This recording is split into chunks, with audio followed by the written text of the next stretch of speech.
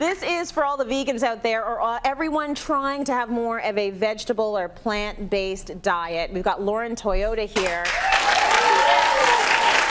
founder of Hot for Food blog, which you've been doing for a while. You're on YouTube, also a cookbook author. So your cookbook, your very first cookbook, right? Very first, yeah. Vegan Comfort Classics is actually going to be out for pre-order today.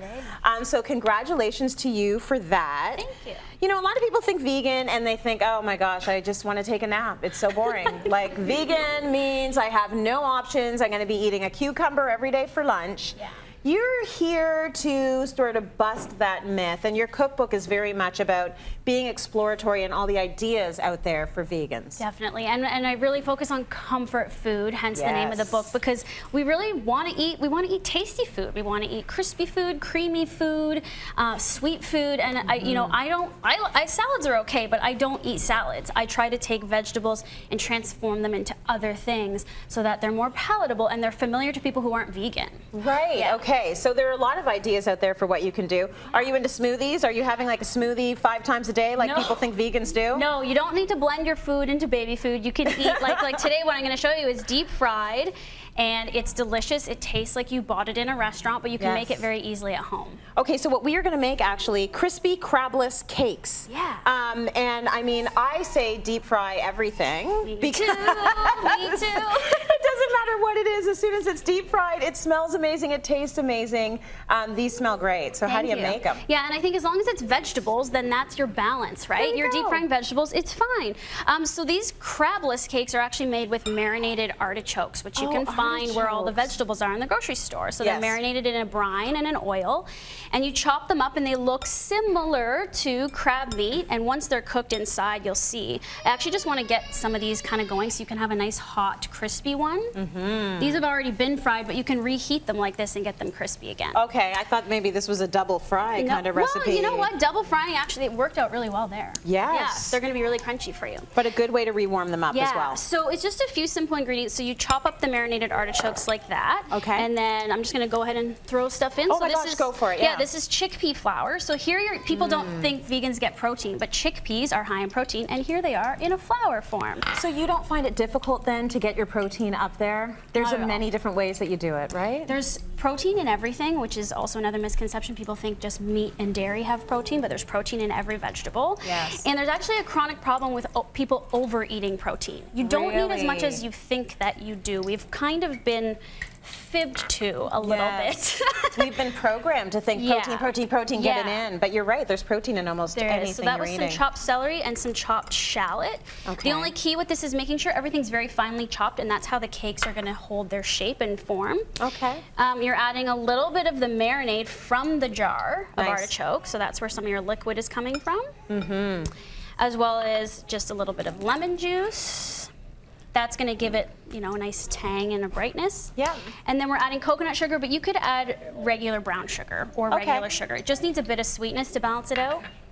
And Old Bay seasoning is actually a great seasoning. I throw it on popcorn. It's used in real crab cakes, and that's where you get that kind of classic taste from. It's a mixture of tons of spices and salt and pepper, so that's going in there. Nice. And then you just mix this all up really well, and you'll start to see it transform. The artichokes will be really well coated in this flour.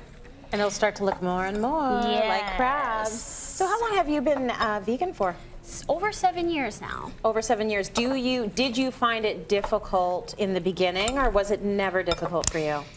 I mean, of course you go through a bit of that phase where you're just craving the things you used to eat, but that's where this idea of Hot for Food came from, because I just got excited about, well, what can I use instead of crab meat or tuna? What can I use instead of cheese? What can I use instead of eggs? And that's really where the creativity and the fun challenge came from for somebody who likes cooking anyways. You know, you just figure out how to transform other things. So it wasn't difficult, it was really fun, but to just not give in to your habits and your cravings, I guess that is the more difficult part and can be intimidating for some people. I'd say it's for just about anything. You have to give yourself a chance, right? You need those 21 days or however many days it takes for you to develop and form a new habit. A new habit, yeah, exactly. And then the thing is, once you can create the same tastes and textures you're used to, which you can in vegan cooking and vegan comfort food cooking, then you don't miss chicken, you don't miss Yeah. creamy cheese sauce, you don't miss yogurt and things like that because you can achieve the same things. You've actually replaced it with something, which is the key. Yeah, I just So wanna when flip we've got, these. yeah, go for it. When we've got the crabless mixture done, Yes. you're going to make that into patties. Yes, so now we're gonna get a little messy. Okay. And this is a dredging station. This is the most important part of deep frying something, to get a nice batter on it. Yes. So we're gonna use chickpea flour again. We're gonna dredge a cake through there. Then we've got some almond milk. You Nice. could use any non-dairy beverage or homemade milk. And then Okay. just multigrain breadcrumbs. Oh, that's what you used. Yeah, so Okay.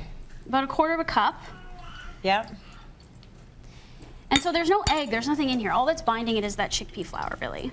And that's all you really need. That's all you need. And you could use regular all-purpose flour, Yeah. but the chickpea flour has, I don't know how to describe the taste. It's nutty and there's a savoriness to it, and it almost helps add to the seafood taste. I get I know ya. that sounds weird, but like No, I get it. I get it. Plus, there's I'm a your lover of chickpeas, so I Yeah, wouldn't okay, you? So good. there's your patty. Just coat it in some flour.